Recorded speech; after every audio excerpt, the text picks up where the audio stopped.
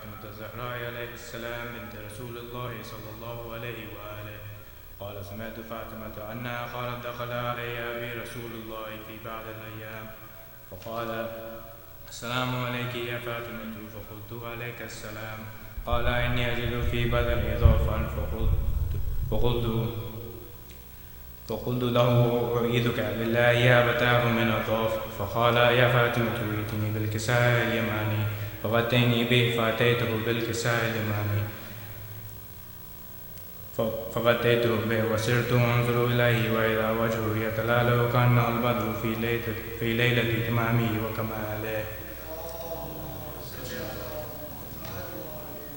فما كانت إلا ساعة وإذا بولدي الحسن قد أقبل وقال السلام عليك يا فاطمة يا أمه. فقلت وعليك السلام يا قرة عيني وثمرة فؤادي.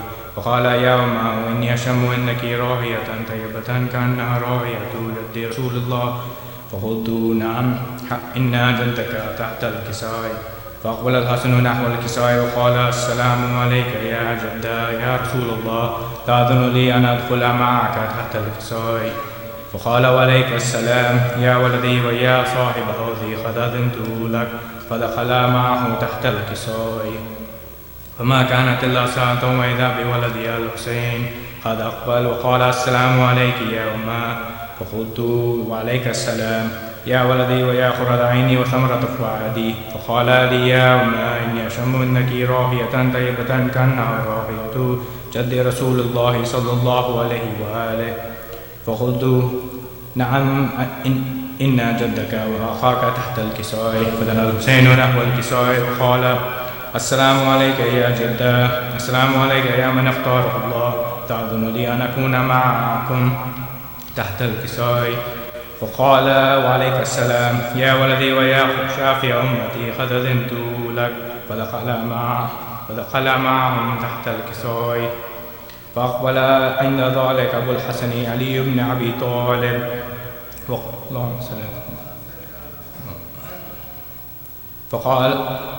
وقال السلام عليك يا بنت رسول الله. فقلت وعليك السلام يا أبا الحسن ويا أمير المؤمنين. فقال يا فاطمة إني أشم إنك راهية طيبة كأنها راهية أخي وابن عمي رسول الله. فقلت نعم ها هو ما ولديك تحت الكساء. فأقبل علي نحو الكساء وقال السلام عليك يا رسول الله، تأذن لي أن أكون معكم تحت الكساء. قال له عليك السلام يا أخي ويا وسيلي وخليفتي وصاحب لوائي قد أذنت لك. فدخل علي تحت الكساء. اللهم صل على. ثم أتيت نحو الكساء وقلت السلام عليك يا أبتاه يا رسول الله، وتأذن لي أن أكون معكم تحت الكساء. قال وعليك السلام يا بنتي ويا بضعتي قد أذنت لك. فدخلت تحت الكساء. فلما اجتمع جميعا تحت الكساء أخذ برسول الله وترفي الكساء وأمه بيد اليمنى إلى السماء وقال اللهم إن هؤلاء أهل بيتي وخاصتي وحامتي، لحمهم لحمي ودمهم دمي، يؤلمني ما يؤلمهم ويحزنني ما يحزنهم. أنا حرب لمن حاربهم وسلم لمن سالمهم وعدو لمن عاداهم ومحب لمن أحبهم. إنهم مني وأنا منهم، فاجعل صلواتك وبركاتك ورحمتك وغفرانك ورضوانك علي وعليهم، واذهب عنهم رجسا وطهرهم تطهيرا.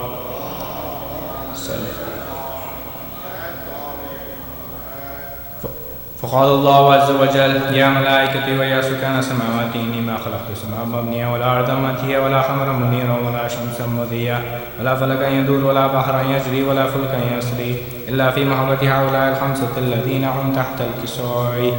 فقال الأمير جبرائيل يا ربي ومن تحت الكساء؟ فقال عز وجل هم أهل بيت النبوة ومعدن الرسالة، هم فاطمة وأبوها وبعلها وبنوها. فقال جبرائيل يا ربي أتأذن لي أن أهبط إلى الأرض ليكون معهم سادسا؟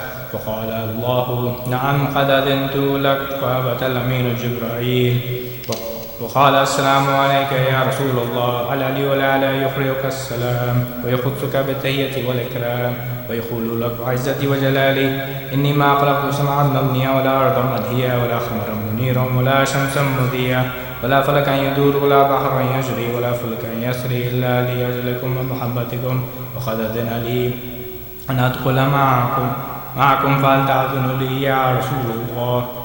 وقال رسول الله وعليك السلام يا أمين وحي الله إنه نعم قد أذنت لك. فدخل جبرائيل معنا تحت الكساء وقال لي أبي إن الله قد أوحى إليكم يقول إنما يريد الله ليذهب عنكم الرجس أهل البيت ويطهرهم تطهيرا.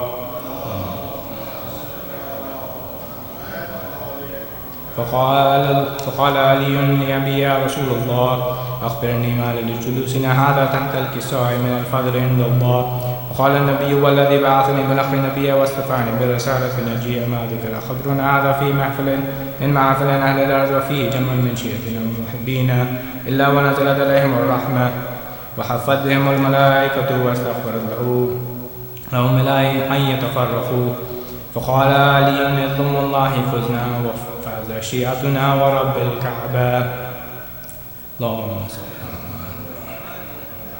فقال النبي ثاني يا علي والذي بعثني بالحق نبيا واصطفاني برسالة نجية ما ذكر قبلنا هذا في محفل من محافل أهل الأرض وفيه جمع من شيعتنا ومحبينا وفيه محموما إلا وفرج الله همه ولا مغموما إلا وكشف الله غمه ولا طالب حاجة إلا وقضى الله حاجته. فقال علي نظم الله فزنا وسعدنا وكذلك شيعتنا فازوا وسعدوا في الدنيا والآخرة ورب الكعبة.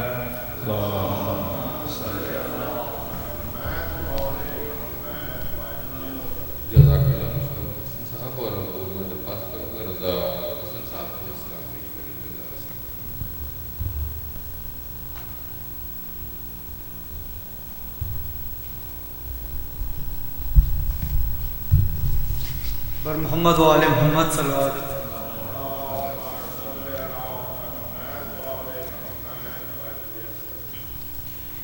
جب یاد سکینہ کو تیری آتی ہے بابا،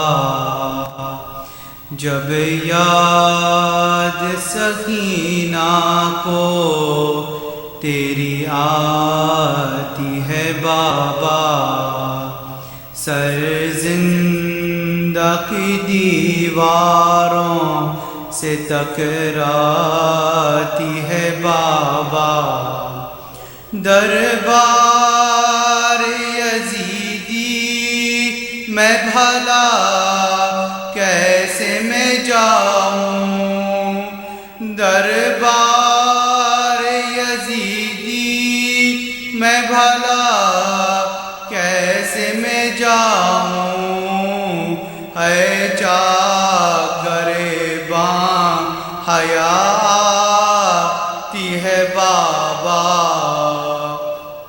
جب یاد سکینہ کو کانوں سے ٹپکتا ہے لہو شانوں کا میرے، کانوں سے ٹپکتا ہے لہو شانوں پہ میرے، ظالم کی اذیت مجھے تڑپاتی ہے بابا، مر جاؤں گی پیاسی نہ کبھی مانگوں گی پانی، مر جاؤں گی پیاسی نہ کبھی مانگوں گی پانی، اصغر کی مجھے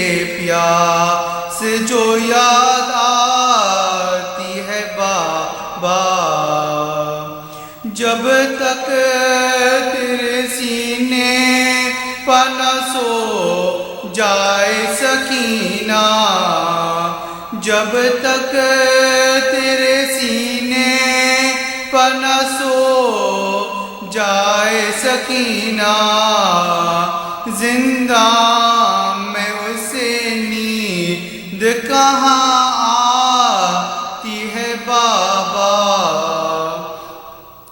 جلتے ہوئے خیموں کے نظارے ہیں نظر میں جلتے ہوئے خیموں کے نظارے ہیں نظر میں یہ بات خیالوں سے کہاں جاتی ہے بابا جب یاد سکینہ کو تیری آتی ہے بابا صلی اللہ محمد وجل فرحم جزاک اللہ اور اب میں زحمت دوں گا بجا مفتی صاحب کو ورثیہ پیش کریں گے بجا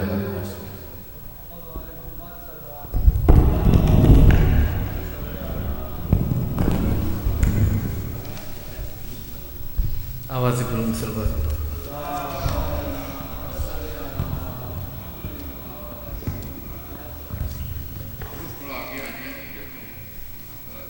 فدا ہوں اس پہ سلامی ہے جس کا نام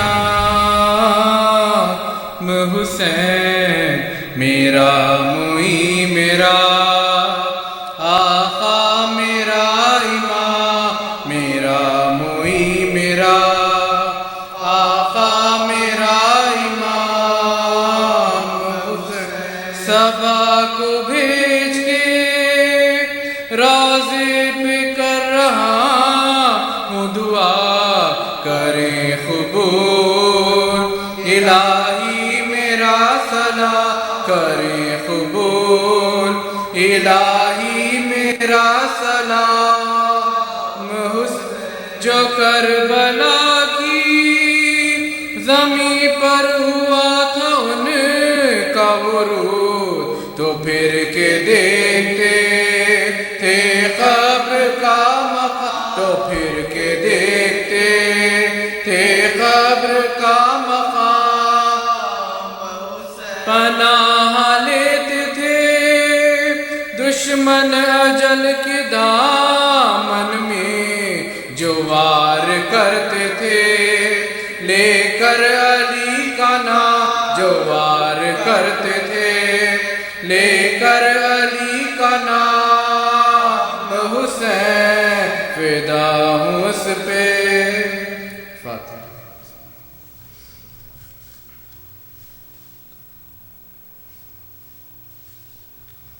زندان میں مخید ہوئے جس دم حرم شاہ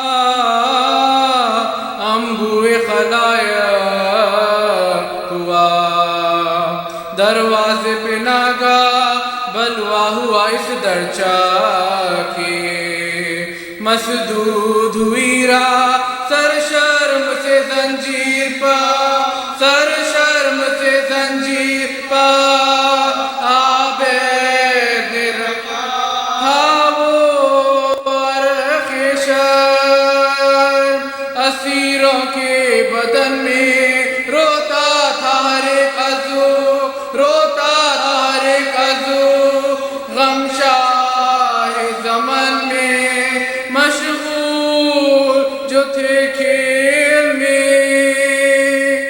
اطفال وہ سارے کرتی تھی سکینہ وہاں حسرت سے نظارے کہتی تھی کہ کیا ہو گئے ہم جولی ہمارے بابا علی اصغر کو بابا علی اصغر کو کہاں لے کے سب بچے یہاں کھیلتے ہیں انداز نہ ہے میں کھیلتی تھی جن سے میں کھیلتی تھی جن سے وہ اطفال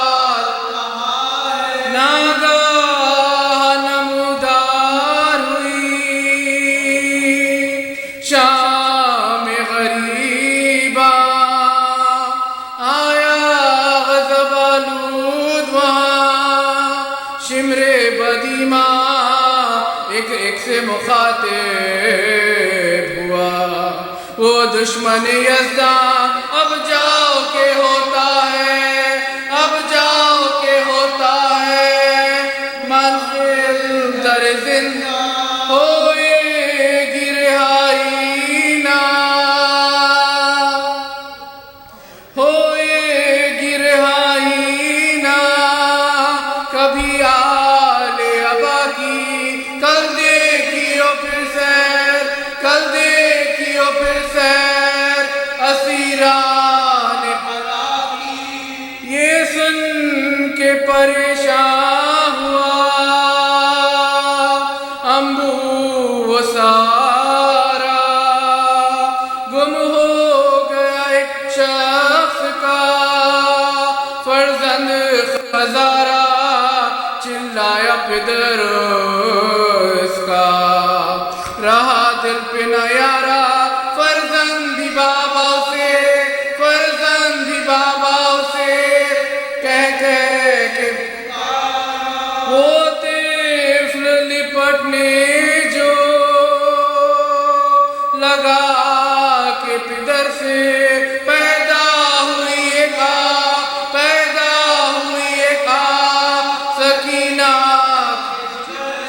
گھر بھر کے دم سردی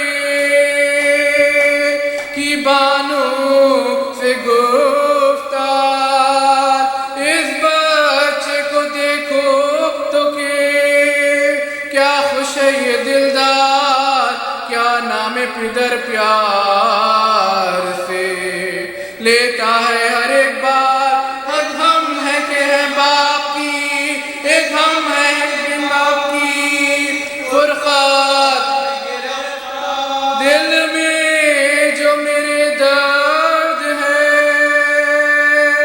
خالق پہ آیا ہے، میں کس کو کہوں باپ، میں کس کو کہوں باپ، میرا باپ بابا میرے ہوتے تو انہیں کہتی میں بابا، اب باپ کہاں جس کو کہوں باپ میں دکھیا، یوں کوئی پدر بیٹی سے غافل نہیں ہوتا، حیران ہوں بابا کے، حیران ہوں بابا کے، وہ اسباب آدھا نے ہمیں خیر کیا، شام ملا کر بابا میرے کیوں مجھ کو، بابا میرے کیوں مجھ کو ڈھونڈتے یہ کہ سکینہ پہ جو رخت ہوئی تاری، بس ہائے پدر کہہ کے کئی بار پکاری، تڑپی جو زمین پر تو زمین ہل گئی ساری، جھنجھلا کے کہا شمر نے، جھنجھلا کے کہا شمر، جھنجھلا کے کہا شمر نے، پھر کرتی ہوں اب خوب رلاؤں گا، اب خوب رلاؤں گا، تجھے میں نہ ڈروں گا، رہ تجھ کو اسیروں سے، رہ تجھ کو اسیروں سے جدا خیر، پھر شمر نے بازوئے سکینہ کو جو پکڑا، کنبے کی طرف اس نے عجبیات سے دیکھا، سب قیدیوں میں قیامت ہوئی برپا، سجاد کے قدموں پہ، سجاد کے قدموں پہ مچل کر یوں لپٹی تھی بھائی سے وہ، اس خوف و خطر میں ایک ہاتھ تو گردن میں، ایک ہاتھ تو گردن میں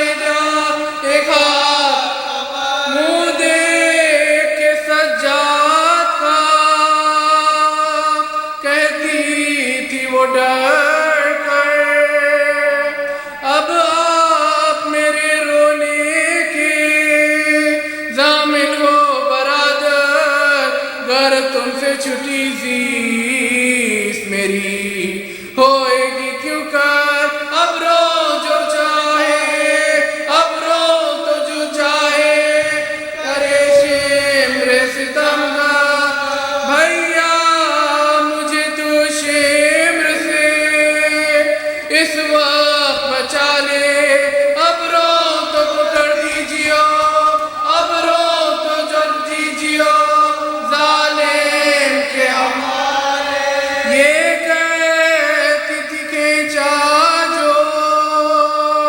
ستمگر نے خزارہ کرتا تو پھٹا تھا وہ پھٹا اور بھی سارا تب عابد بیمار نے رو کر یہ پکارا اے شمر یہ بن باپ کی اے شمر یہ بن باپ کی بیٹی ہے خود غافل تیری دہشت سے نہ ہوئے گی سکینہ اب ایسا ڈری ہے کہ اب ایسا ڈری ہے کہ نہ روئے گی سکینہ جزاک اللہ موسمی صاحب اور میں زحمت دوں گا درخواست کروں گا قبلہ مولانا رضوی صاحب سے خطاب فرمائیں گے مولانا رضوی صاحب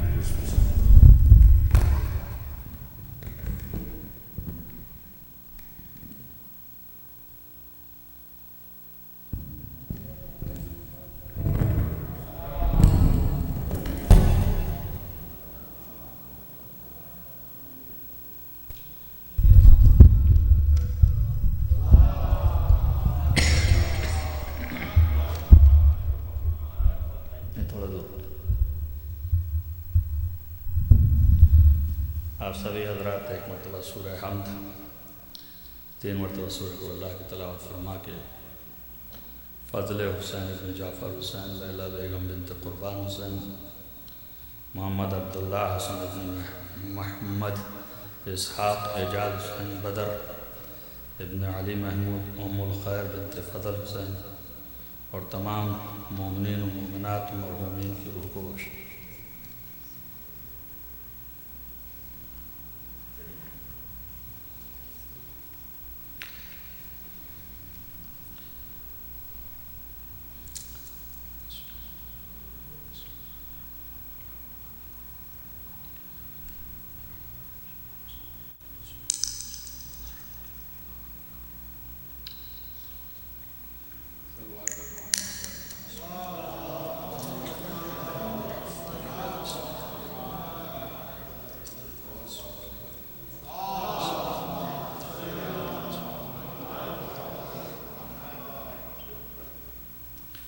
رحم اللہ من قرأ الفاتحہ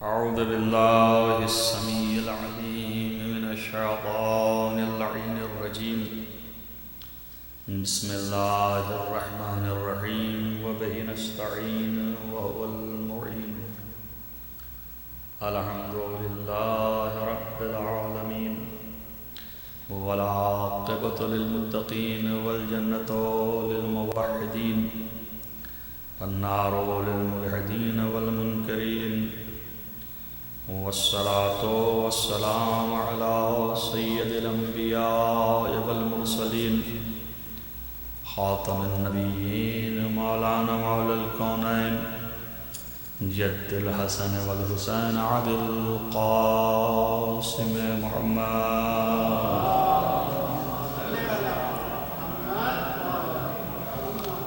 ولا سیما علی ابن عمہ ووزیرہ ووصیہ وخلیفته مقلوب کل غالب غالب کل غالب مولانا علی بن ابی طالب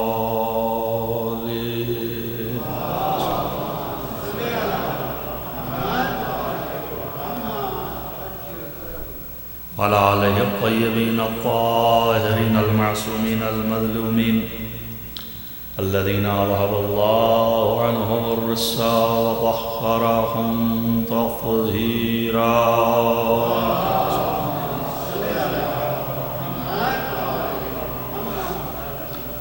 ولعنة الله على أعدائهم أجمعين من يومنا هذا إلى قيام يوم الدين. أما بعد فقد قال الله سبحانه وتعالى في كتابه الحكيم: بسم الله الرحمن الرحيم. وعد الله المؤمنين والمؤمنات جنات تجري من تحتها الأنهار خالدين فيها ومساكن طيبة في جنات عدن ورضوان من الله أكبر. ذلك هو الفوز العظيم. صلوات محمد.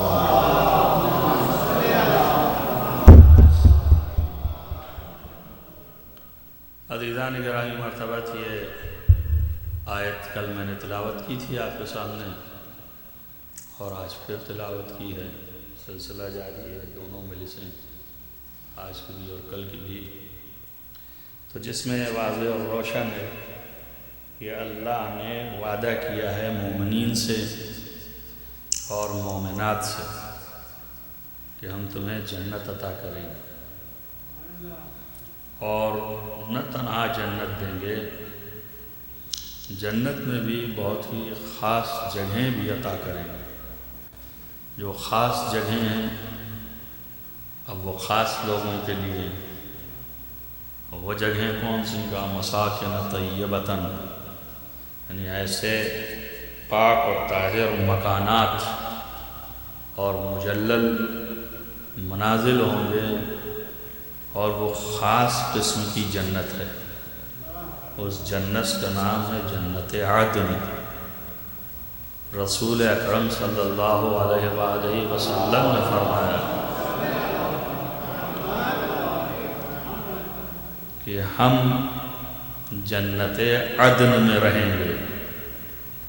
تمام عالم اسلام زیادہ تو پڑھتے نہیں، لیکن اس کا اعتراف کرتے ہیں بنص حدیث کہ پیغمبر جو ہیں وہ جنت عدن میں ہوں گے. تو اللہ کے بیان کے مطابق یہ ہے کہ جنت عدن جو ہے وہ اس میں مساکن طیب، پاکیزہ اور مجلل طاہر مکانات ہوں گے جو ہم وہ عطا کریں گے. اور لاسٹ میں سب سے آخر جو چیز ہے وہ اللہ نے کہا کہ ورضوان من اللہ اکبر، اور اللہ کی مرضی جو ہے، رضوان مرضی، وہ جو ہے وہ سب سے بڑی ہے.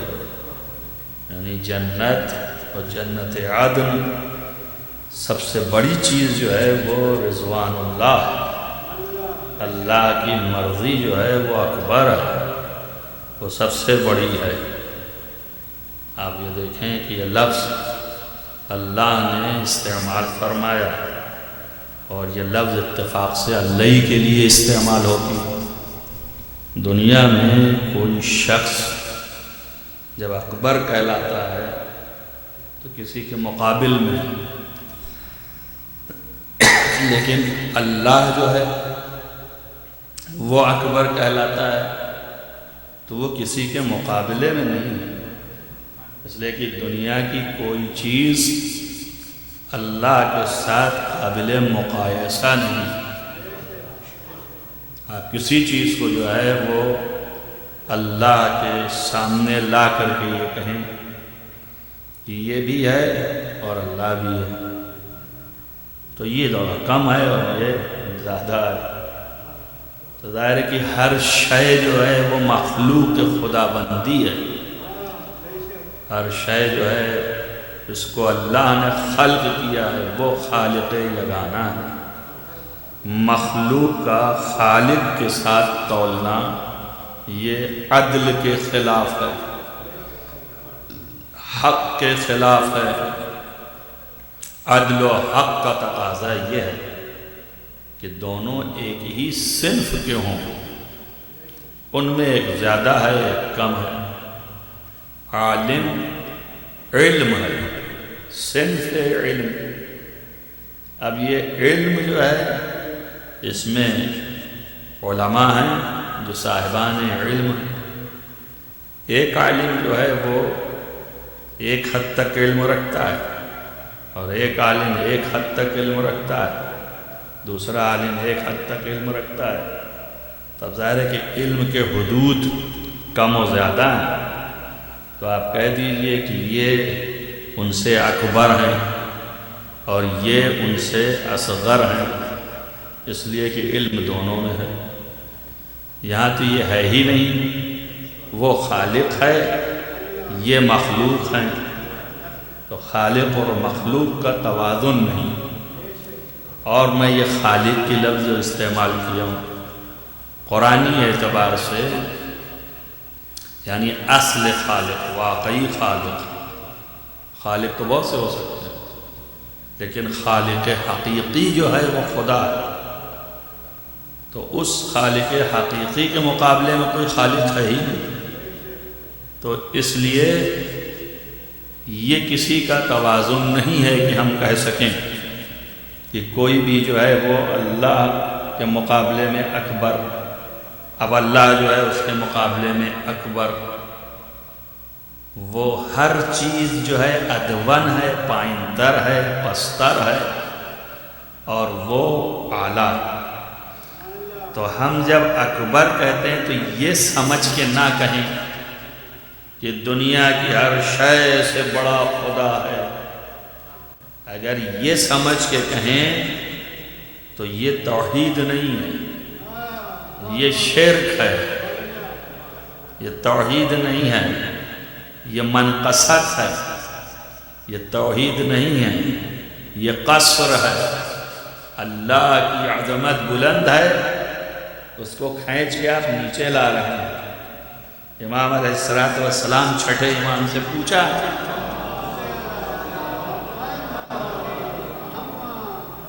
کہ پھر کیا کہیں؟ اکبر جو ہم کہہ رہے ہیں تو یہی سمجھ رہے ہیں کہ اکبر من کل شیء، ہر چیز سے بلند تر ہے. تو چھٹے امام نے فرمایا کہ جہاں چیز آ گئی تو وہ بھی چیز ہو تو کہتے کہ یہ بلند تر ہے، یہ بڑا ہے، یہ چھوٹا ہے. وہ تو چیز کا خالق ہے مگر چیز نہیں ہے. تو کس طریقے سے تم کہو گے؟ اب تم اگر یہ سمجھ کے کہہ رہے ہو کہ تم نے اسے چیز بنایا، اور جب چیز بنایا تو تم نے اسے شرک کر دیا. اور جب مشرک ہو گئے تو آپ نماز پڑھ رہے ہیں مگر مشرکانہ سجدہ ہو رہا ہے، اور سجدے میں ہیں، رکوع میں ہیں، مگر مشرک کی طرح ہے. تو کہا مولا پھر کیا کہیں، کیسے کہیں؟ کہا کہنا تو یہی ہے لیکن یہ مطلب نہیں ہے کہ جو تم سمجھ کے کہہ رہے ہو. وہاں کہا پھر کیا کہیں، سمجھیں کہ اس کو سمجھ کے کہیں. تو حضرت نے فرمایا کہ یہ سمجھ کے کہو کہ ہم یا کائنات کی کوئی شے اس قابل نہیں ہے کہ اللہ کی صفت اور اس کی تعریف کر سکے. وہ ہر تعریف سے اکبر ہے. اس لیے امیر المومنین علیہ السلام نے فرمایا کہ اگر تم نے یہ سمجھ کے کہا کہ یہ خدا جو ہے وہ ایک ہے اور دو کے مقابلے میں لے آئے ایک، تو تم نے محدود کیا، اور جیسے ہی محدود کیا ویسے ہی مجسم کیا، اور جیسے ہی مجسم کیا ویسے ہی مشرک ہو گئے. تو ظاہر ہے کہ وہی حال یہاں پہ بھی ہے کہ اکبر من ان یوصف، یعنی کائنات کی کوئی طاقت اس کو وصف نہیں کر سکتی، بیان نہیں کر سکتی. جو بھی بیان کرے اس سے وہ اکبر ہے. ہم جو بھی بولتے جا رہے ہیں اس سے بھی اکبر ہے۔ تب ظاہر ہے کہ کبھی تو مولانا نے جواب فرمایا کہ ظاہر ہے کہ کوئی بھی ایسا نہیں ہے جو وصف کر سکے اور بیان کر سکے اللہ کو۔ واصفون جو ہیں وصف کرنے والے وہ حیرت میں ہیں، تو خدا کی شان یہ ہے کہ اجل و اکرم اکبر۔ تب ظاہر ہے کہ یہ تعریف اکبر کی صرف خدا کے لیے ہے، یہ بھی روشن ہو گیا۔ اب مرضی پروردگار جو ہے وہ تو پروردگار ہی کی مرضی ہے نا، تو اسی لیے کہا کہ رضوان من اللہ، اللہ کی مرضی، اللہ کا رضوان اکبر ہے۔ توجہ کیا آپ نے؟ تو ظاہر ہے کہ اللہ اکبر ہے جس معنوں میں، تو اسی معنوں میں اس کی مرضی بھی اکبر ہے، یا کمتر ہوگی؟ بھائی وہ مرضی اسی کی ہے نا، رضوان خدا مرضی اسی کی ہے، رضوان خدا ہے۔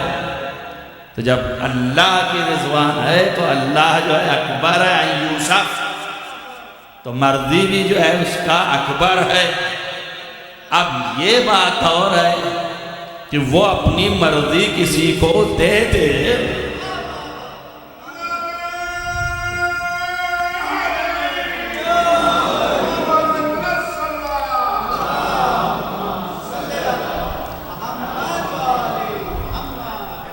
وہ اپنی مرضی کسی کو دے دے تو وہ مرضی تو وہی ہے نا، مرضی تھوڑی بدل جائے گی۔ اب صاحب مرضی کی عظمت بڑھ گئی، تو لفظ اکبر خدا کے لیے ہے اور صاحب مرضی کے لیے ہے۔ صاحب مرضی شب ہجرت بستر پہ لیٹ کے نبی کی جگہ پہ اللہ سے مرضی کی سند لے لیا، تو اللہ تو اکبر ہے ہی، اب صاحب مرضی علی ہے، وہ بھی اکبر ہو گیا۔ ایک صلوات پڑھیں محمد وآل محمد۔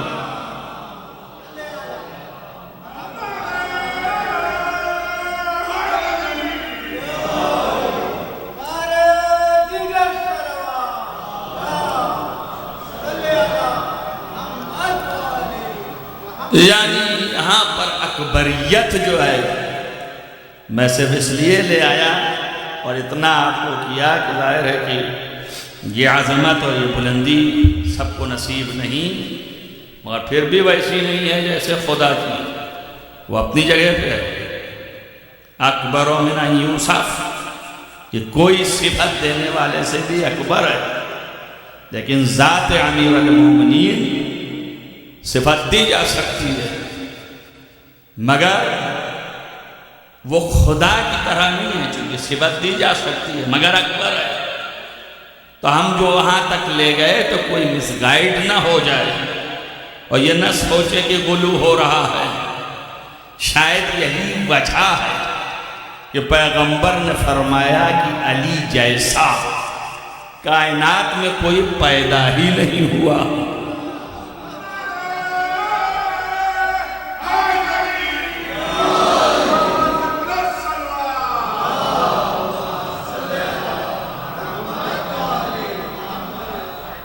خلیفہ اول نے بھی اعتراف کیا، خلیفہ دوم نے بھی اعتراف کیا ان کی عظمت کا، اور انہوں نے کہا یہ کہ یعجزن النساء یلدن مثل علی ابن ابی طالب، عورتیں عاجز ہیں کہ علی جیسا پیدا کر سکیں۔ تو اس کا مطلب یہ ہے کہ علی جیسا کائنات میں کوئی نہیں ہے۔ جب کوئی نہیں ہے تو جب مقابلے میں آئے تب تو کہا جائے کہ یہ اکبر عثمانوں میں ہے۔ توجہ کر رہے ہیں؟ تب یہ عظمت کیوں ملی؟ اس لیے کہ رضوان من اللہ، اللہ کی مرضی سے نسبت ہو گئی، تو اللہ تو یہی چاہتا ہے کہ اگر میرا خاص ہے تو اس کے اندر میں اپنے صفات ڈالوں تاکہ وہ عظمت پیدا ہو جائے۔ تو یہ معنی ہے کہ اب جتنے مظاہر قدرت الہیہ ہیں وہ سب اسی ذات سے ظاہر ہوں گے۔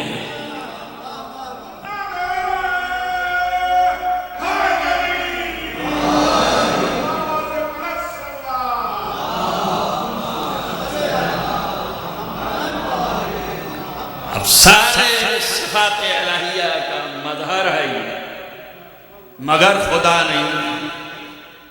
خدا خدا ہے، یہ ہے، اسی کو کہتے ہیں مظہر العجائب۔ تعجب ہے کہ سب کچھ رکھنے کے بعد بھی خدا نہیں، ساری قوت و اقتدار اللہ نے دیا ہے، میں اس کے باوجود کل میں نے یہاں پہ لا کے چھوڑا تھا آپ کو، اس کے باوجود سجدہ اسی کا کرتے ہیں۔ کوئی دوسرا ہوتا تو سوچتا کہ اتنے مظاہر، اتنے قدرت اب تو مل ہی چکے ہیں، تو اب اس کے ذریعے سے ہم اپنی سیدھا کریں یا ان کی؟ لہذا اللہ کی کون تبلیغ کرنا، اپنی تبلیغ شروع ہو جاتی ہے، لیکن ایسا نہیں کیا۔ اور یہی اصل بندگی ہے۔ کیسے کر سکتے تھے جو یہ کہہ رہا ہے کہ اگر میرے نظروں کے سامنے سے پردے ہٹ جائیں تو میرے ذرہ برابر یقین میں فرق نہ آئے، تو جو اس کی وحدانیت کا قائل ہے اس کے مقابل کیسے آ سکتا ہے؟ اس کی معرفت متجلی ہے دل پہ۔ لہذا اصل بندگی یہی کہ سارے اقتدار اور ساری قوت اور ساری وہ مظاہرات جو خداوند نے اپنے لیے رکھ رکھی، ان سب کو ان کے ذریعے سے ظاہر کر رہا ہے، اور یہ مظہر ہے اس کے۔ اور چونکہ اللہ نے ان کو مظہر بنایا ہے، تو میں اکثر یہ جملہ بڑھاتا ہوں کہ علی کا سجدہ اس شکریہ میں بھی ہے کہ اپنی ساری قدرتوں کا مظہر مجھے بنا دیا ہے۔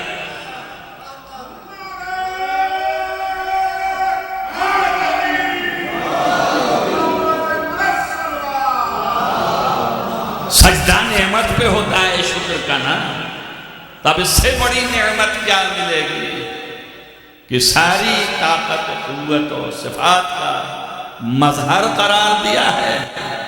تو اب ظاہر ہے کہ یہی اصل بندگی ہے، جو میں نے آپ کے سامنے جملہ استعمال کیا کہ حقیقت بندگی یہ ہے کہ تیرا شکر ہے کہ تو نے مجھے اس قابل سمجھا کہ مجھ سے اپنے سارے تمام تر صفات کا اظہار کیا۔ علم خداوندی کا مظہر علی، حکمت خداوندی کا مظہر علی ہے، اقتدار خداوندی کا مظہر علی ہے، قوت خداوندی کا مظہر علی ہے۔ اب جب یہ ساری چیزیں سامنے آ گئیں تو اب پھر حیرت نہیں ہونی چاہیے۔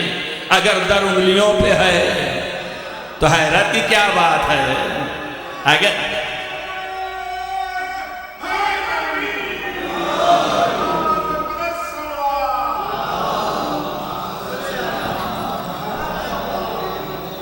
پھر حیرت نہیں ہونی چاہیے، اس لیے کہ سارے اقتدار کے مالک ہیں۔ اب جب سب چیز مل گئی ہے، سب چیزوں کے مالک ہیں، اور ہم اس بات کا تصور کر چکے ہیں کہ اظہار یہیں سے ہو رہا ہے، تب اس میں حیرت کیا ہے کہ ہم جو ہے یہ سوچیں کہ جو ہے وہ یہ کیسے انہوں نے کر لیا اور کیسے انہوں نے کر لیا، اور کتنی ان کے اندر طاقت ہے۔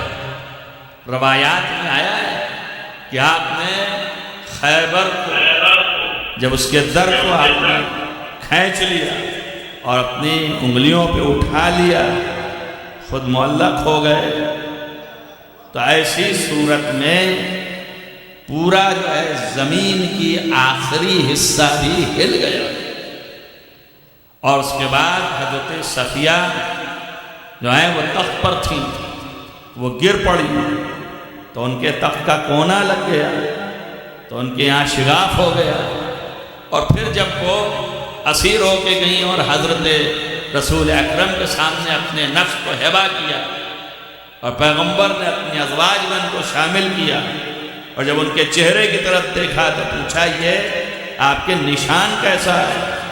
تو ان کہا یا رسول اللہ جب در خیبر اکھاڑا گیا تو تخت پلٹ گیا تھا، میں تخت پر تھی، جب نیچے گری تو اس کا کونا لگ گیا، یہ اس کی نشانی ہے۔ تو پیغمبر نے فرمایا کہ سچ کہتی ہو، اس لیے کہ علی نے جب در کو ہلایا تھا تو تخوم ارض یعنی زمین کی اصل جڑ اپنی جگہ سے ہلنے لگی تھی۔ تو یہ تو تخت ہی ہے۔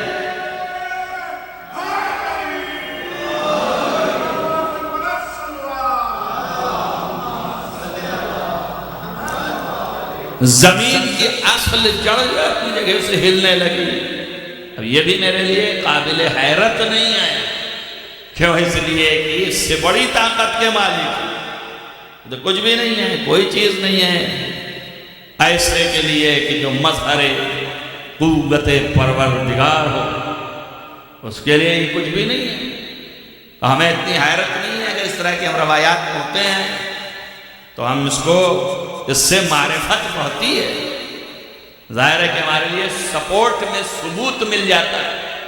اگر ہم اس کے قائل ہیں وہ اتنی عظیم قوت اقتدار کے مالک ہیں تو جب تک یہ سامنے نہ آئے گا آپ کو تسلی و تشفی کیسے ہو؟ اس لیے ضروری ہے کہ یہ بھی ظاہر ہو۔ بات سمجھ رہے ہیں؟ اگر اتنی بڑی قوت کے مالک ہیں تو وہ قوت ظاہر بھی تو ہو کہ جس سے ہمیں یقین پیدا ہو کہ یہ قوت کے مالک ہیں۔ اگر قوت ظاہر نہیں ہے تو خالی ہوا میں نظریاتی طور پر ہیں ہم۔ تو جو لوگ ایسے ہیں کہ چیزوں کو دیکھنے کے بعد بھی ایمان نہیں لے آتے تو نظریاتی طور پہ کیا ایمان لے آئیں گے؟ تو اب لازم تھا کہ یہ سارے اقتدار سامنے آئیں، اس لیے یہ اقتدار فضائل و مناقب آپ کے سامنے آئے، اور اس لیے بھی ضروری ہو گیا کہ آپ کے سامنے بیان ہو تاکہ آپ کے ذہنوں میں یہ مناقب بیٹھے تو آپ کے اعتقاد میں ان کی عظمت جو ہے وہ اپنی جگہ اور مرکزیت پکڑ سکے۔ تو یہ اس لیے ہے فضائل و مناقب اس لیے پڑھا جاتا ہے۔ اب ایک سوال اور بھی ہے، وہ یہ ہے کہ آپ یہ بتائیے کہ آپ نے تو بتایا یہ عظمت کے مالک ہیں، یہ قوت کے مالک ہیں، یہ اقتدار کے مالک ہیں، آپ دیکھیں نا سب کچھ ہے، اب اس میں شہادت کیسے بنے کہ یہ خدا کی قوت ہے جس سے آپ نے یہ در اکھاڑا؟ ظاہر شہادت کے لیے بھی لوگ مل جاتے ہیں، جیسے آپ کو ہمارے خاص لوگوں کو پڑھنے کے بعد جلدی سے سمجھ میں نہیں آتا اور بعض کو سننے کے بعد حلق سے نیچے نہیں جاتا، ویسے ہی اس وقت تھے لوگ، وہ خالی یہی دیکھتے تھے کہ واقعی طاقت و قوت ہے یا یہ کہ یہ جادوگر ہے، کیسے کر لے رہا ہے؟ تو حیرت میں رہے، آنکھیں پھاڑ پھاڑ کے دیکھتے رہے کہ ہوا تو، اور اس کے بعد پھر رکھ بھی دیا اور پھر اس کے بعد اٹھا بھی لیا، لوگ اس پہ سوار بھی ہو گئے، ادھر سے ادھر بھی کر دیا، یہ سب کر رہے ہیں۔ تو پوچھا کہ یا علی یہ آپ نے کیسے ایسے کر لیا؟ آپ کی نہ غذا اس طرح ہے، نہ آپ کی طاقت دکھائی دے رہی ہے، نہ آپ کا جسم ایسا ہے۔ تو آپ نے فرمایا کہ کیا تو سمجھتا ہے کہ جسمانی طاقت سے میں نے یہ کیا ہے؟ میں نے تو ربانی طاقت سے یہ کیا ہے۔ تب بات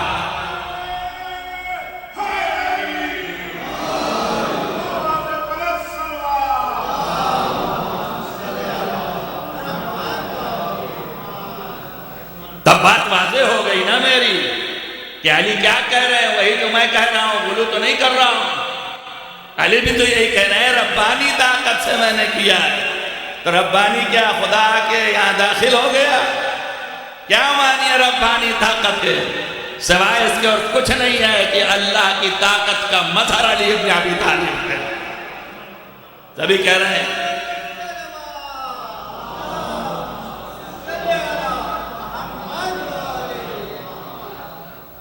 تو میں اپنے مدعا کو ثابت کرنے کے لیے آپ کے سامنے دلیل بھی لے آیا کہ آپ کو بھی اطمینان ہو جائے۔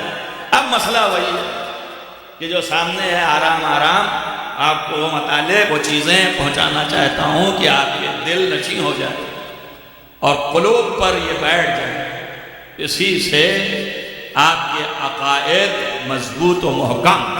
اور کل یہ بات کہہ چکا ہوں، فاؤنڈیشن بنا چکا ہوں کہ جتنا عقیدہ محکم ہوتا جائے گا ایمان کی قوت بڑھتی جائے گی، اور جتنی ایمان کی قوت بڑھے گی پھر اس رکعت کی گنتی نہیں، اس کا وزن بڑھتا چلا جائے گا۔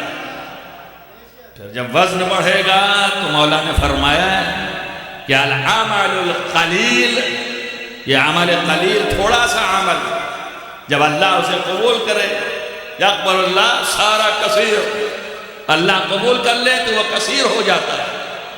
تو قبولیت کس موقع پر ہوگی؟ اس وقت جب اس کو وزنی بنائے۔ وزنی کب بنے گا؟ جب ایمان محکم ہوگا۔ ایمان محکم کب ہوگا؟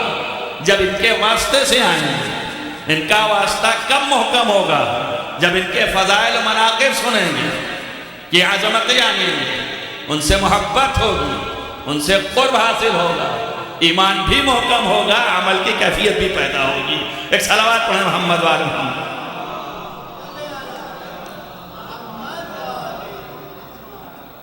اب مسئلہ یہ ہے کہ دوسری طرف جو ہے لوگ وہ یہ دیکھ رہے ہیں کہ صاحب اتنے بڑے طاقت کے مالک، اتنے بڑے قوت کے مالک، کیسے ممکن ہے کہ طاقت و قوت ہو ان کے پاس؟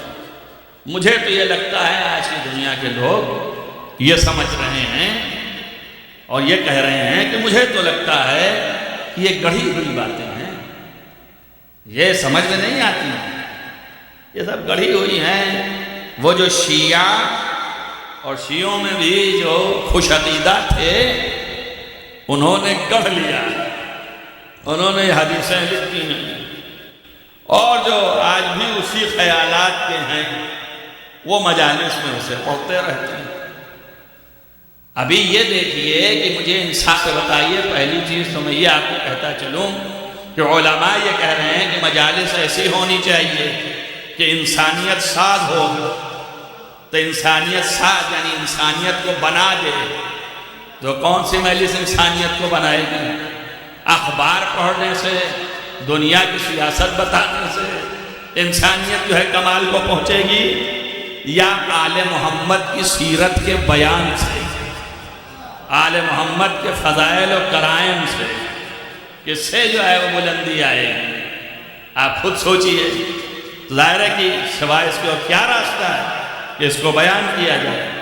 تب وہ یہ کہتے ہیں کہ صاحب گڑھ لیا ہو، بھائی اللہ اتنی طاقت کس کو ہے؟ اگر اتنی تھی تو پھر کیا ہو گیا تھا اس وقت؟ کیوں نہیں گلے میں رسی بن گئی اور دکھا دیا اپنی طاقت؟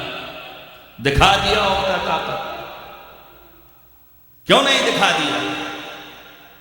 ان پہ اگر اتنی طاقت تھی، اتنا آپ بولتے ہیں، اتنا زیادہ لانکا آپ باندھتے ہیں، یہ کر دیا وہ کر دیا فلاں کر دیا، تو ساری طاقت کدھر گئی؟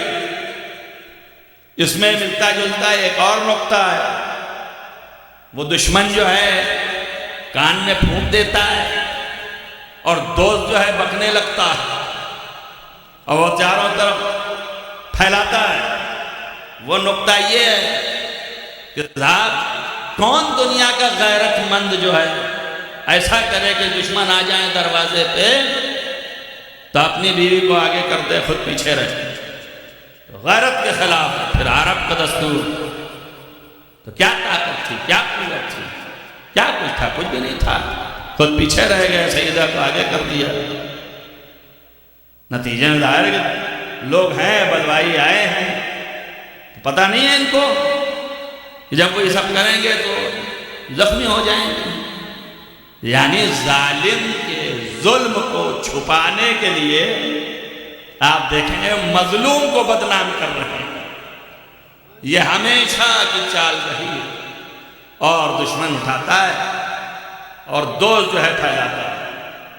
اب یہ دوست جو ہے بنا ہوا دوست ہے، یہ بھی یاد رکھیے کہ ہر شخص جو ہے وہ دوست نہیں ہے، بزم میں آ کے بیٹھ جانا دوستی نہیں ہے۔ دل کے حال جو ہیں وہ وہی جانتے ہیں کہ کون دوست ہے کون دوست نہیں. الفاظ دہرا دینے سے بھی دوست نہیں ہے. جناب آپ کے سامنے واہواہی دینے کے لیے، آپ سے شہرت حاصل کرنے کے لیے، آپ کے سامنے جو ہے اپنے مقام کو بڑھانے کے لیے آ جائے اور تھوڑے سے فضائل بیان کر دے تو آپ دھوکہ کھا جائیں. بات سمجھ لینا، پکا شیعہ ہے.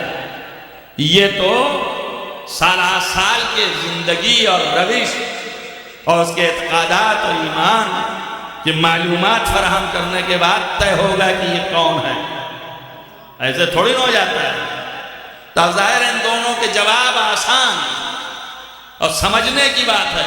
یہ کیوں؟ ظالم کے ظلم کو چھپانے کے لیے ہے نا. یہ ایک لفظ میں کہہ دیا میں نے، ظالم کے ظلم کو چھپانے کے لیے سوال کریٹ کر رہے. ارے وہ ظالم تھا، اس کا ظلم جو ہے وہ چھپ جائے. اب میں یہ کہہ رہا ہوں کہ ظالم کیسے تھا، سنیے. ان کے خیالات یہ تھے، ان کے نقش و سیاست یہ تھی کہ ظاہر ہے کہ ہر جگہ تو آگے آگے ہے تلوار لے کر. جہاں دیکھو وہیں تلوار لیے بھیڑے ہوئے ہیں. چاہے یہ بدر ہو، چاہے احد ہو، چاہے خندق ہو، چاہے خیبر ہو، ہر جگہ تو یہ آگے ہے. تو بھیا دنیا کے لوگ جو عقل رکھتے ہیں دنیاوی اور سیاست دنیاوی، تو ان کی سوچ تو وہی ہوگی نا. تو وہ یہی سمجھے کہ یہاں پر بھی تلوار لے کے پھٹاک سے باہر آ جائیں گے، اور جیسے ہی آئیں گے تو ہم مظلومیت کا نعرہ لگا دیں گے کہ یہ جو ہے ہم کو مارنے آئے تھے. جب ہمارے اوپر وار کیا تو ہم نے سب نے مل کے یلغار کر کے ان کو گرفتار کر لیا. بات سمجھ آ گئی؟ تو جو ظالم تھا وہ مظلوم بن جائے گا، اور جو مظلوم ہے وہ ظالم بن جائے گا. یہ تدبر امامت ہے کہ امام نے ان کی تمام سیاست کو نقش برآب کر دیا. سیدہ کو سامنے لے آئے تاکہ دیکھ لے کہ اس کا مقصد کیا ہے، کون ظالم ہے کون مظلوم ہے. ایک صلوات پڑھیے محمد والے.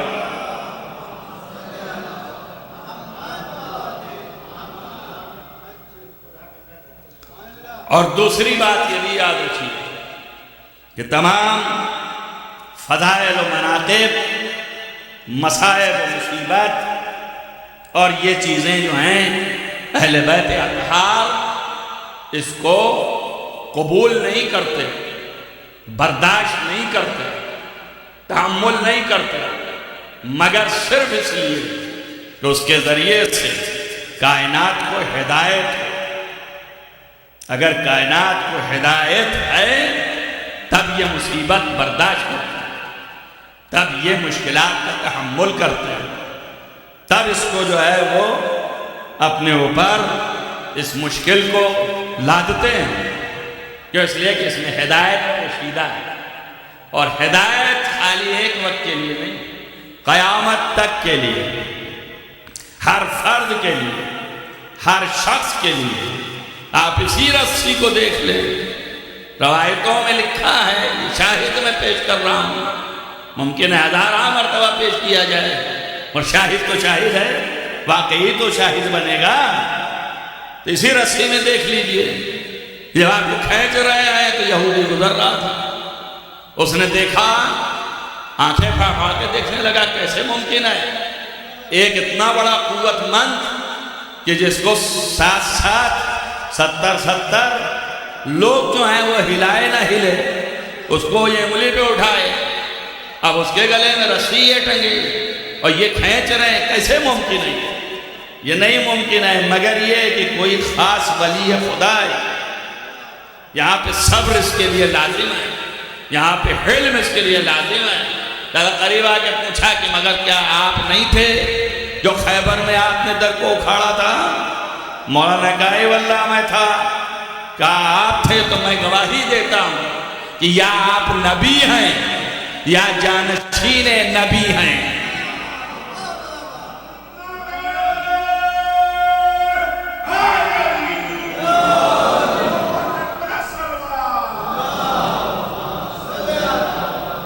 یا نبی ہیں یا جانشین نبی ہیں یا ولی ہیں. اور اس کے بعد قدموں پہ گر پڑا اور تاریخ میں لکھا کہ کلمہ پڑھ لیا، تو ہدایت پوشیدہ تھی کہ نہیں؟ ہدایت ہو گئی کہ نہیں؟ ظاہر میں تو ایک ہی لکھا، لیکن یہ واقعہ قیامت تک کے لیے ہے۔ کتنے پڑھیں گے، کتنے بدلیں گے، کتنوں کی ذہنیت بدلے گی، کتنے عقائد میں پختہ ہوں گے، کتنے شیعہ بنیں گے، کتنے زیادہ حق پر آئیں گے۔ تو اس لیے مصائب برداشت کرتے ہیں، مصیبتیں برداشت کرتے ہیں۔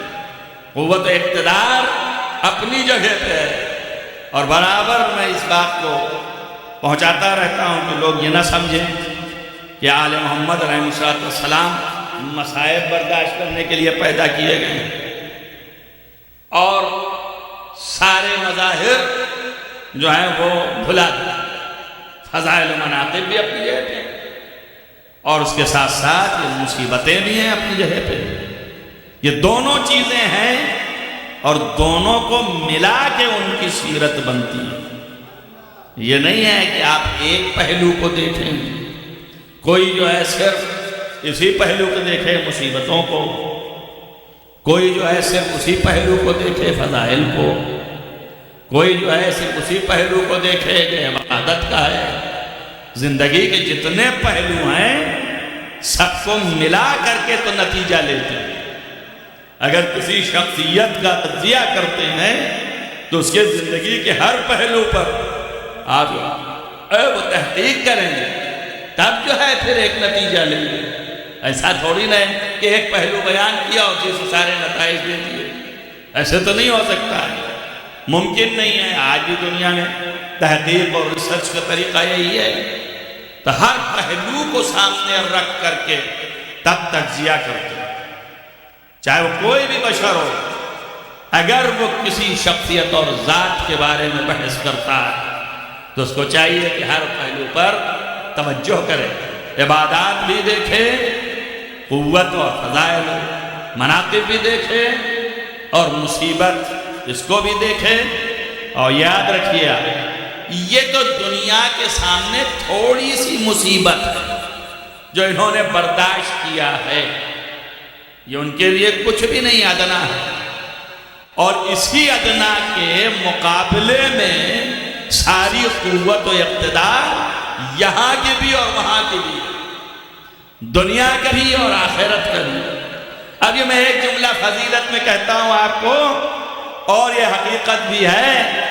یہ قرآن کہتا ہے کہ کیا بھول چکے ہو تم؟ تمہارا خیال یہ ہے کہ ہماری طرف پلٹ کے نہیں آؤ گے؟ تم سب ہماری طرف پلٹائے جاؤ گے، تم سب کا حساب ہمارے پاس، اور تم سب کا آنا ہمارے پاس۔ قرآن کہہ رہا ہے نا؟ تب میں سوال کرتا ہوں، تو کیا اللہ کے پاس جب پوری خلائق آئے گی تو پاس کا کیا مطلب ہے؟ اللہ کے نزدیک آنے کا کیا مطلب ہے؟ جہاں یہاں پاس آیا وہاں محدود ہو گیا کہ نہیں ہو گیا؟ اور جب محدود ہو گیا تو خدا نہ رہا۔ اب بتائیے آپ اللہ کے پاس آنے کا کیا مطلب ہے؟ تو اس کا مطلب کوئی ہے جس کے پاس آیا جائے گا تو وہ خدا کے پاس آنے کے مانند ہوگا۔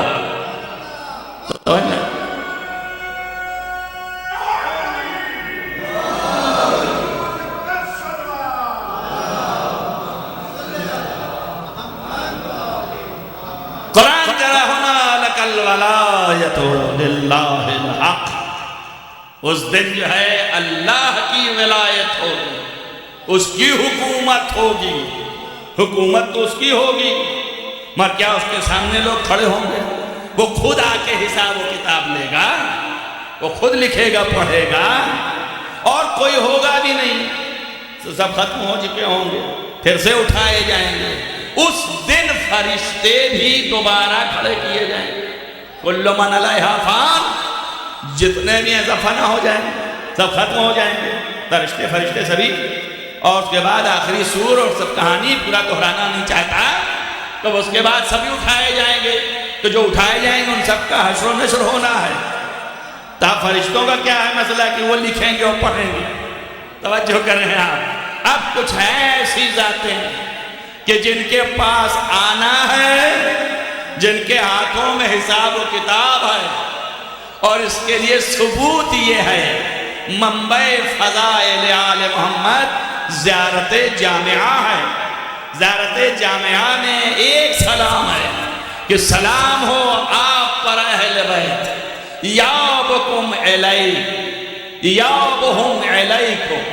ان تمام خلائق کا پلٹ کے آپ کے پاس جانا، وحسابہم علیک، اور تب کے حساب و کتاب آپ کے پاس ہونا.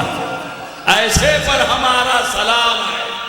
اب تو سمجھ میں آیا ہوگا کہ جب آپ حسین کے سامنے کھڑے ہوں اور زیارت کر رہے ہوں تو زیارت کے بس یہ عقیدہ ہو کہ اس دن بھی آپ ہی کے سامنے کھڑے ہوں گے، آپ ہی کے پاس حساب و کتاب ہوگا. صلوات پڑھیں محمد والا.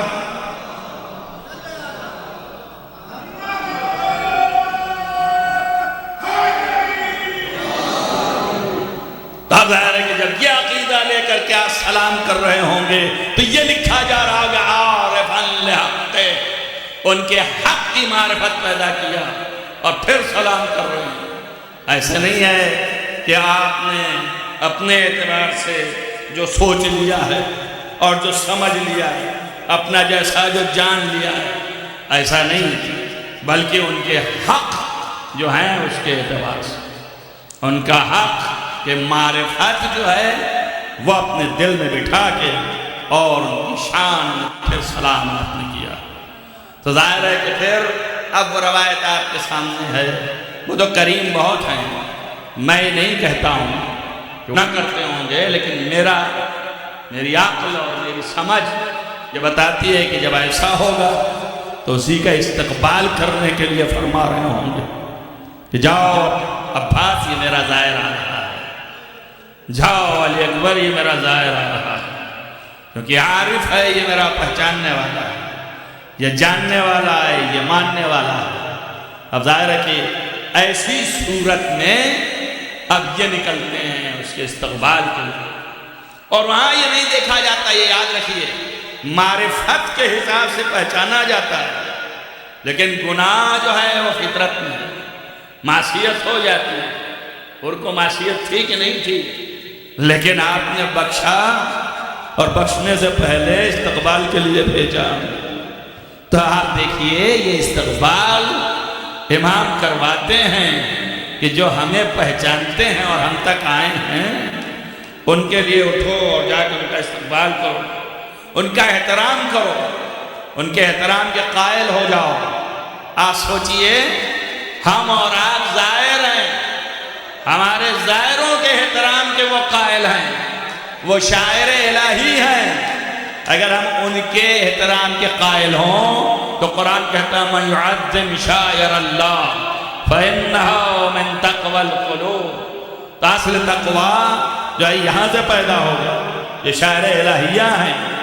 عزیزو یہ معرفت تھی، اس معرفت کی بنیاد پر، ورنہ شجاعت و طاقت جو ہے اپنی جگہ پہ ہے، معرفت خدا تھی جس کی وجہ سے علی بن ابی طالب نے جب موقع آیا تو اپنی قوت دکھایا، اور جیسے ہی موقع آیا اپنا صبر دکھایا.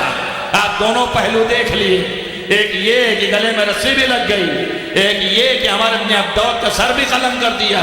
تو دونوں چیزیں بتا دی آپ نے.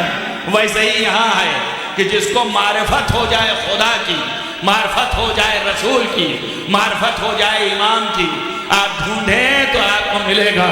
اس سے بڑی معرفت کچھ نہیں ہے کہ جو بچپنے سے لوریاں دے دے کے پالا گیا ہو، محض اس لیے، صرف اس لیے پالا گیا ہو کہ حسین کے تحفظ کے لیے یہ وقف ہے. تو آپ سوچئے اس کی شجاعت کا کیا عالم رہے گا، اس کی شجاعت کی کیا بلندی ہوگی. اور یہ شجاعت گھٹ گھٹ کے رہ گئی.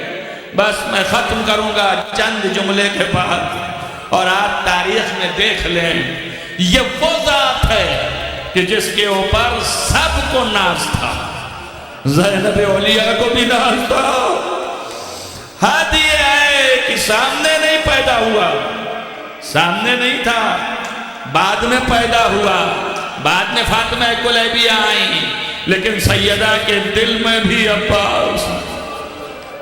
اس لیے مرحوم صدوق نے روایت لکھی چھٹے امام سے کہ بی بی جب وہاں پائے عرش پر ہوں گی اور وہاں اللہ پوچھ رہا ہوگا کہ गुनहगारान शिया की मग़फ़िरत के लिए क्या लाई हो।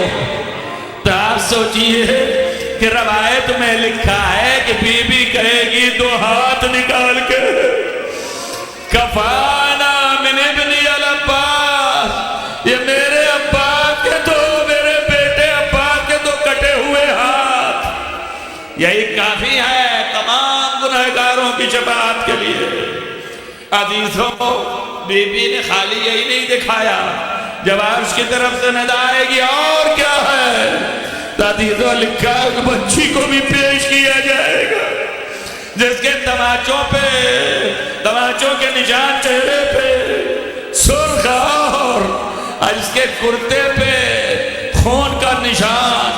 अजीज़ान गिरामी, बस मैं खत्म करने वाला हूँ, लेकिन जब ये तस्करे आ जाते हैं तो दिल मचल जाता है। आप देखिए कि निहायत वफा की इंतहा है। बच्ची से मोहब्बत होना और है, लेकिन वफा जो है वो और है।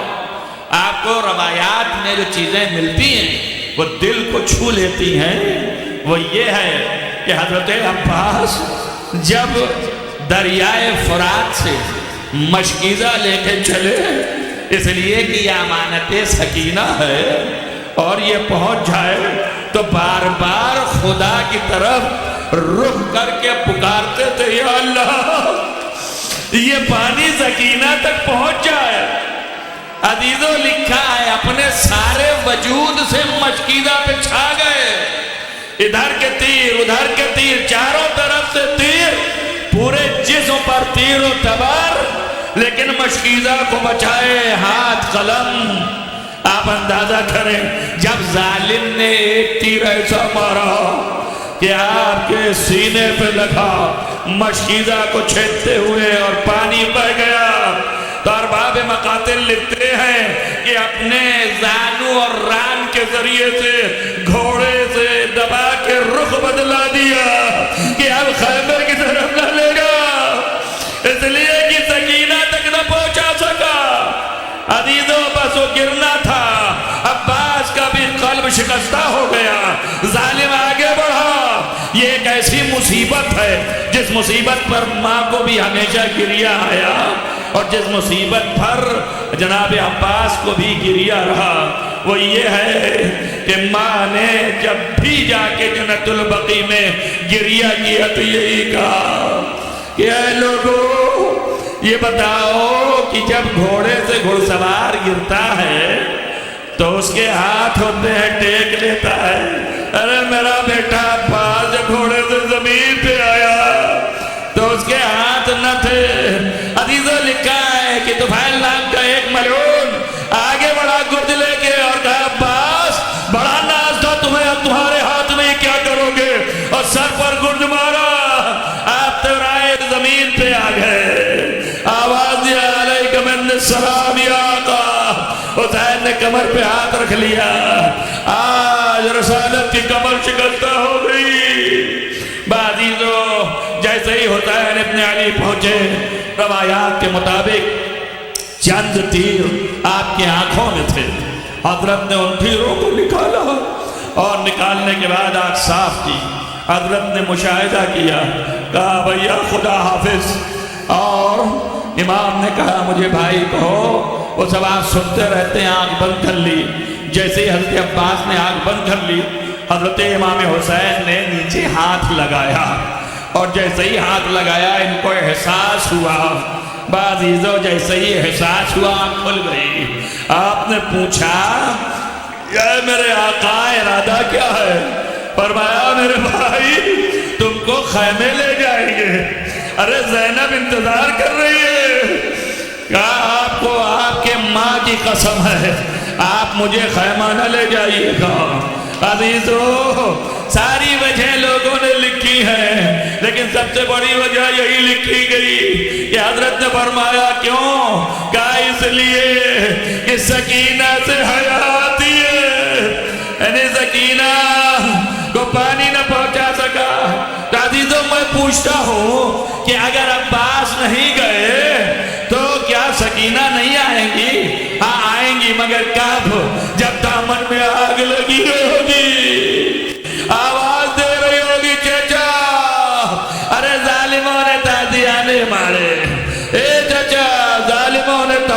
مارے گوشوارے چھینے. عزیزوں کہاں کہاں نہیں پکارا. میں 2 جملے اور ختم کرتا ہوں. ہر جگہ پکارا ہے, ہر جگہ پکارا ہے. جب سکینہ کربلا میں تھی تو پکارا, سکینہ راستے میں تھی تو پکارا, سکینہ پانی مانگی ظالم نے نہ دیا تو پکارا, ظالم نے تماچے مارے رک کر کے نہر فرات کا کہا چچا یہ ظالم پانی نہیں دے رہے ہیں. عزیزوں قید خانے میں تھی تو پکارا چچا ارے ہم قید خانے میں تڑپ رہے ہیں. عزیزوں بیوی آخری وقت بھی پکاری اے چچا اب ہم پیاس سے دنیا سے جا رہے ہیں. عزیزوں ایک جملہ ملا لکھا ہوا کہ جب سکینہ آغوش میں حضرت امام زین العابدین کے بیٹھی تھی تو ایک مرتبہ روتے روتے فرمایا کہ اے میرے بھائی اگر میں دنیا سے چلی جاؤں تو دیکھو مجھے ایسی جگہ دفن کرنا جس زمین میں نرمی ہو. کبھی بھی یہ کیوں کر رہی ہو؟ کہ اس لیے کہ پیاس سے میرا جگر سوکھتا ہے. بس عید الساجدین نے منہ پہ مرغ دیا. اے سکینہ تیرا بھائی بڑا مظلوم ہے. سیعلم الذین ظلموا ینقلبوا منقلبوا.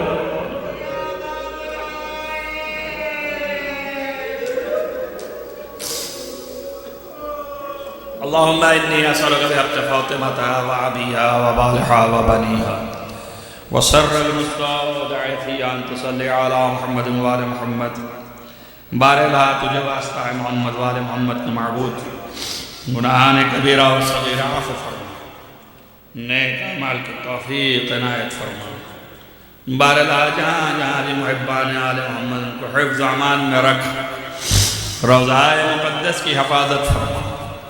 بارلا اس مجلس کی خیر و برکت کے وسیلے سے ہم سب کو اس منحوس بیماری سے محفوظ رکھ, اور جو مبتلا ان سب کو شفا عنایت فرما, اور اس منحوس بیماری کا خاتمہ فرما.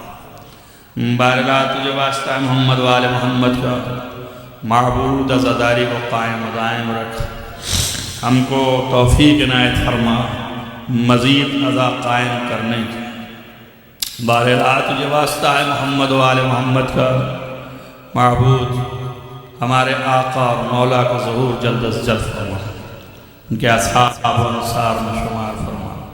اللہم تقبل منی دعا بحق محمد و آل الطاہرین ماتم حسین.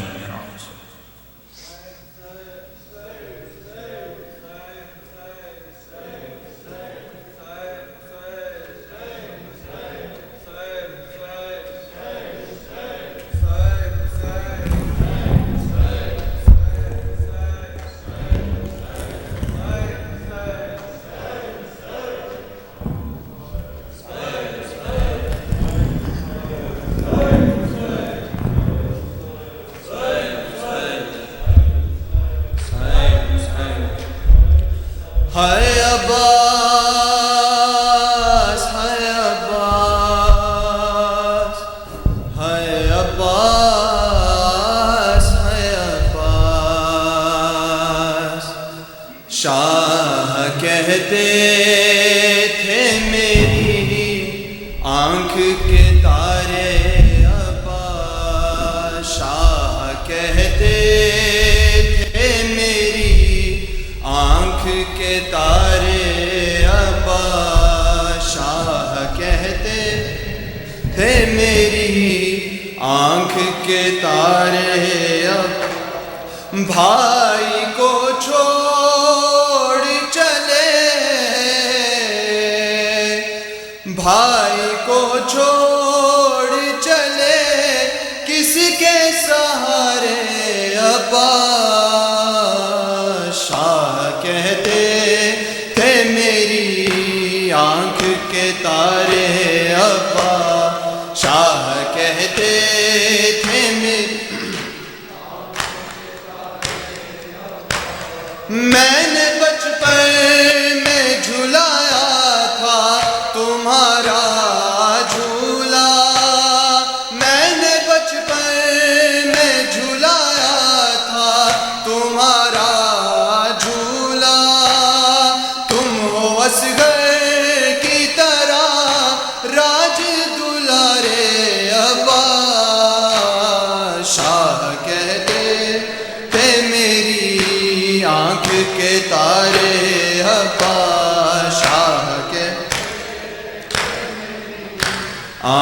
کے تارے اور اپنی معصوم بھتیجی کی مدد کو آؤ، اپنی معصوم بھتیجی کی مدد کو آؤ، رو نہیں پاتی ہے وہ درد کے مارے ابا شاہ کہتے میری آنکھ کے تارے ابا شاہ کہتے تھے آنکھوں کے تارے اور اپنا سر نیزے سے تم نے تو گرایا بھائی، اپنا سر نیزے سے تم نے تو گرایا بھائی، تیرا سر نیزے سے اب کون اتارے ابا شاہ کہتے تھے آنکھوں کے تارے ابا شاہ کہتے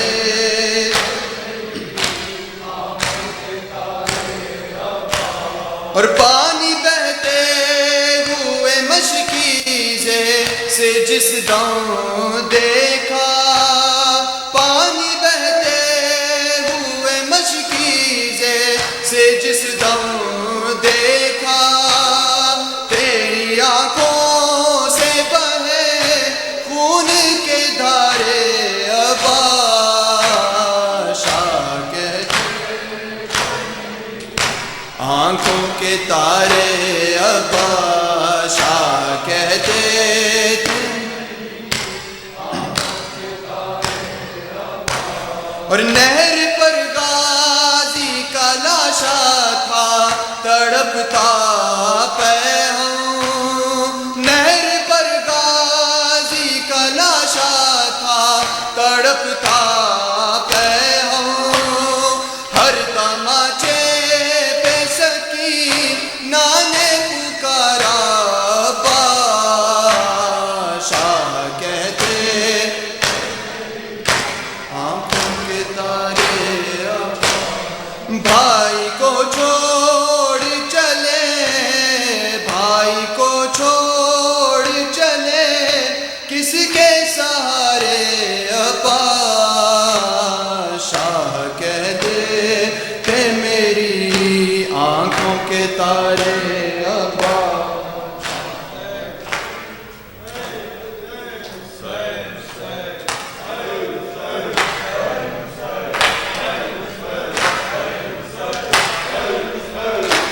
جگردہ سر سے چنی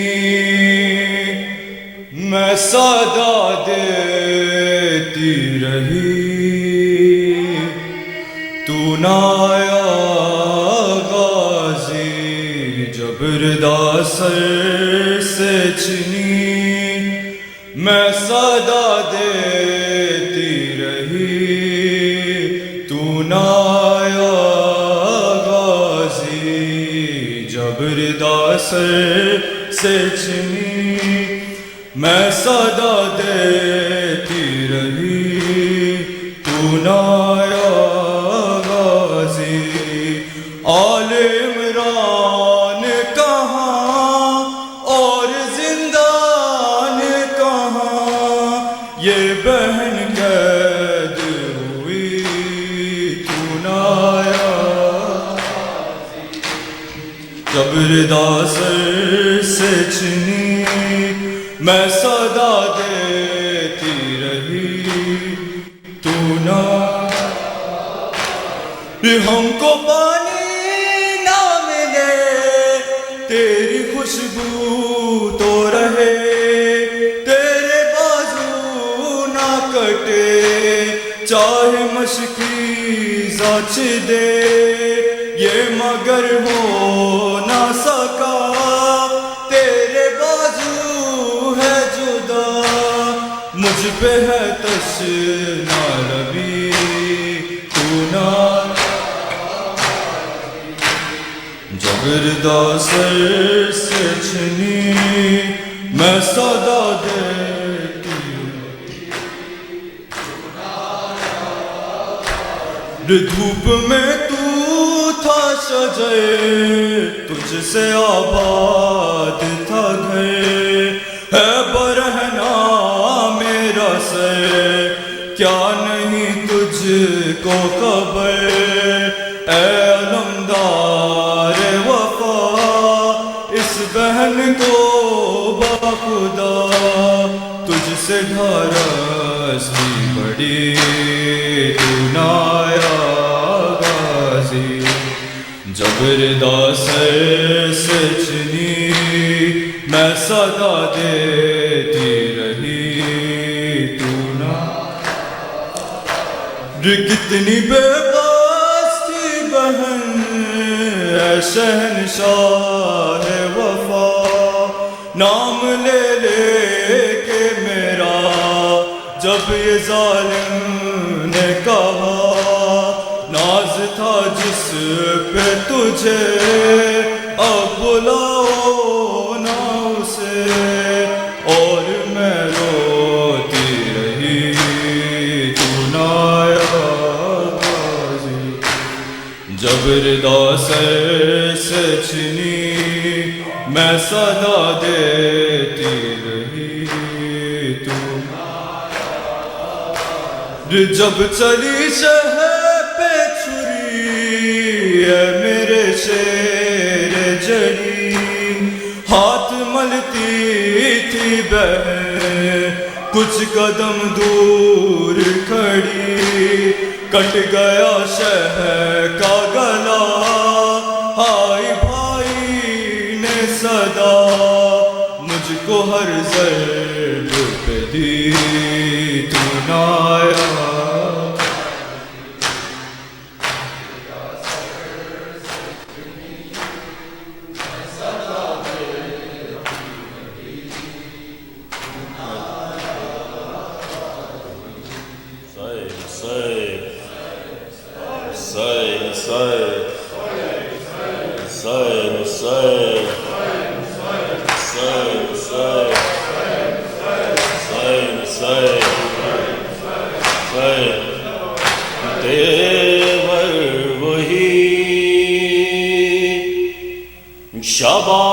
شباب وہی باق پر تمام تیور وہی شباب وہی باق پر تمام تیور وہی شباب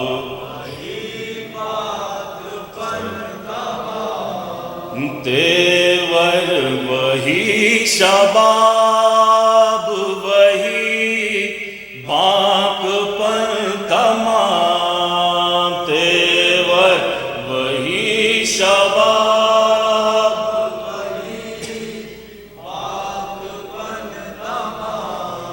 عباس کو ملے ہیں علی کے چلن تمام وہی شباب وہی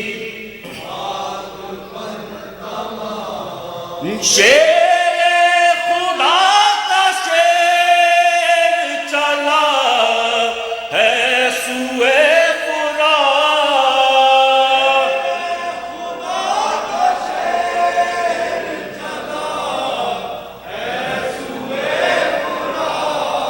سوئے فرات ہے بات یہ ہے کہ کانپتا ہے رن تمام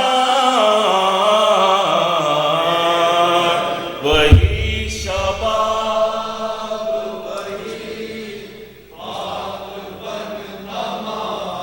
اور شاید کسی نے ٹوک دیا ہے دلیر کو ٹوک دیا دلیر کو گونجا ہوا ہے شیر کے نعروں سے بن تمام شباب روکے نہ روک سکے گا ید اللہ کا پسر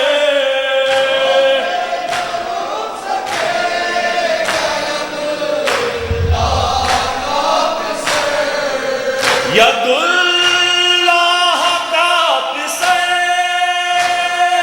اے فوج شام دیکھ لے کر کے قطن تمام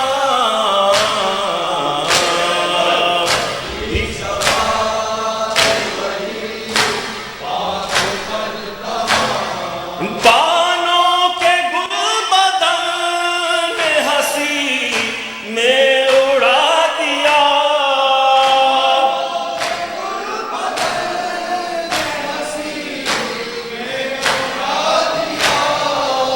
ہنسی میں اڑا دیا بیکار ہو گیا بن کارل کا فن تمام